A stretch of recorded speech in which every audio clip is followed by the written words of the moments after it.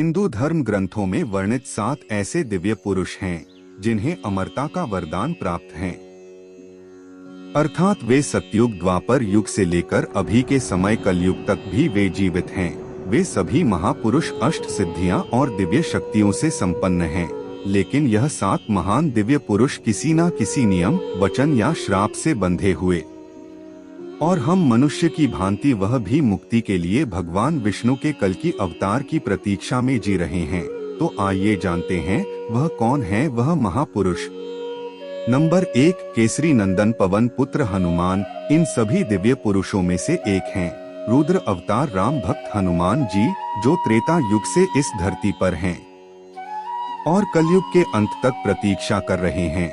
हनुमान जी भगवान राम के महान भक्त हैं। भगवान श्री राम के बाद अगर किसी का नाम अधिक स्मरण किया जाता है तो वह हैं हिंदू धर्म के सबसे ताकतवर और राम भक्ति में डूबे हुए हनुमान जी। रामायण काल में जन्मे हनुमान जी महाभारत काल में भी जीवित थे।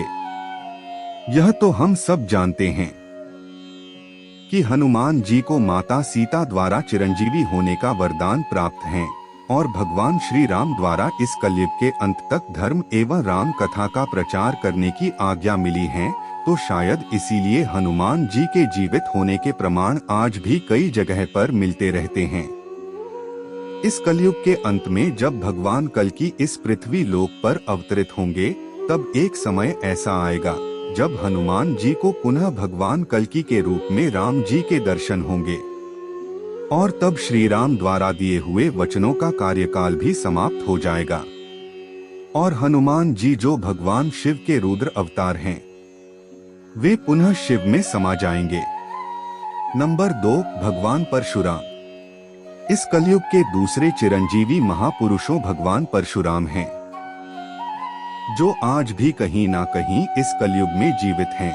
परशुराम जी भगवान विष्णु के 6वें अवतार हैं। परशुराम जी चिरंजीवी होने के कारण रामायण और महाभारत काल में भी देखे थे और ऐसी भी एक मान्यता है कि परशुराम जी ने इस पृथ्वी लोक से 21 बार समस्त क्षत्रिय राजाओं का विनाश किया था।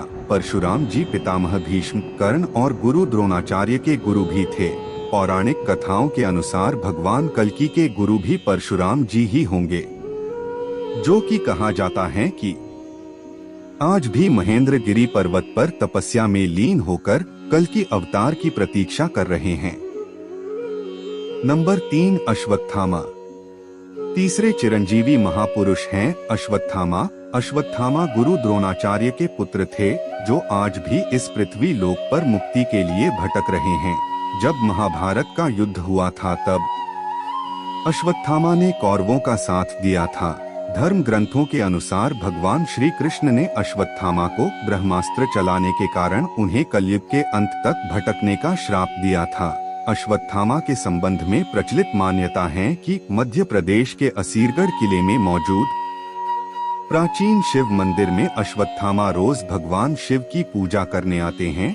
अश्वत्थामा जैसे महान योद्धा भी द्वापर युग से मुक्ति के लिए इस कलयुग का अंत करने वाले कल्कि अवतार की प्रतीक्षा में हैं। नंबर 4, महर्षि व्यास। चौथे चिरंजीवी दिव्य पुरुष हैं महर्षि व्यास।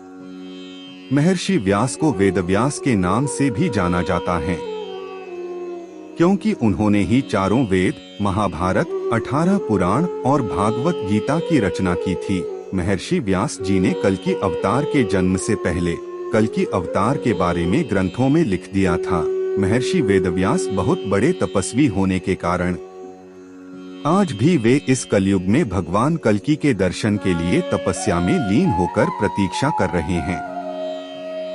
नंबर 5, राजा विभीषण। तो 5वीं चिरंजीवी महापुरुष हैं लंका के नरेश राजा विभीषण। राजा विभीषण श्री राम के अनन्य भक्त हैं। जब रावण ने माता सीता का हरण किया था, तब विभीषण ने श्री राम से शत्रुता न करने को रावण को बहुत समझाया था। इस बात पर रावण ने विभीषण को लंका से निकाल दिया था।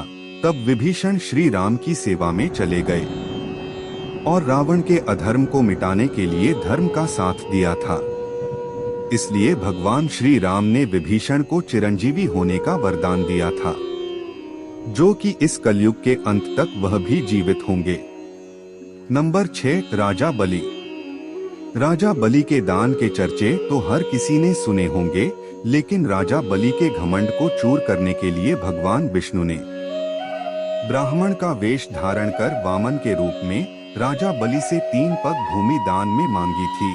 राजा बलि ने कहा था कि जहां तक आपकी इच्छा हो 3 पैर नाप कर ले लो। तब भगवान ने अपना विराट रूप धारण कर 2 पग में ही संपूर्ण सृष्टि नाप ली और तीसरा पग राजा बलि के सर पर रखकर उन्हें पाताल लोक भेज दिया और उन्हें पाताल लोक का राजा बना दिया। शास्त्रों के अनुसार राजा बलि भक्त प्रहलाद के पौत्र हैं। आज भी वह पाताल लोक में जीवित हैं।